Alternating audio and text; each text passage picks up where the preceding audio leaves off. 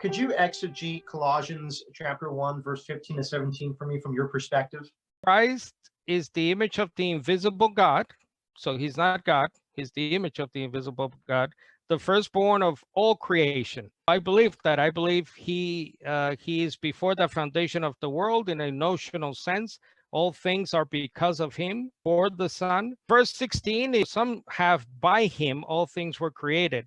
Now the Greek there is en, which is causal, which is in him, or some lexicons have because of him. God created everything. What's known as a divine passive there, as you probably know. So all things in him were created, which means by someone else. In other words, a divine passive means were created, and you have to add by God. That's just a grammatical rule. People can look that up.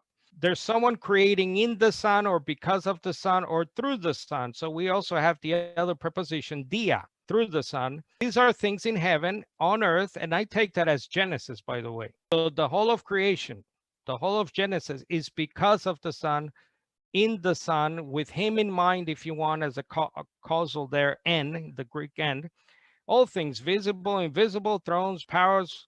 So he's before all things, so he's got primacy. He's the Messiah, obviously the Son of God, the human Son of God.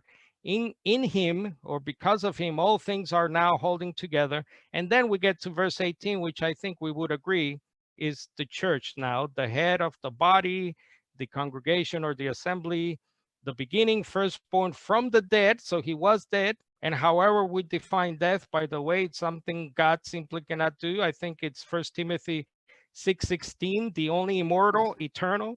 So you're saying that when it says, or in him or by him, all things are created, that this is that because you take a position that Jesus did not exist prior to his incarnation. In what exact sense are you saying that by him or through him or in him all things came to be? The Greek preposition en, that's the Greek. It's properly translated as in. It's not by. That's right. Even noted evangelicals like the noted Bishop N.T. Wright, others, Moulton lexicographers have it as it's a causal en, because of him. God created all things. Now, the divine passive there is important once again, because if you hold to the belief that Jesus is also the creator of Genesis, then this is, where we start with the short circuiting of the brain here. By the way, Jesus himself, as you know, in the Gospel of Mark, the Gospel of Matthew, he says, from the beginning, God created. He created them, male and female. So again, if Jesus is the creator, that's an odd thing for him to say. Wait, when you say he's before all things, and that means in your perspective that this is not in relation to eternity past, but rather in regard to his primacy as the exalted Messiah? Yes, the prototokos there, the firstborn, has double, words have different meanings depending on the context. And I believe prototokos there, as you know, as a former JW, I think it's better understood as primacy. He's the first, the King of Kings. There's a famous psalm that says he will be the firstborn of all the kings of earth.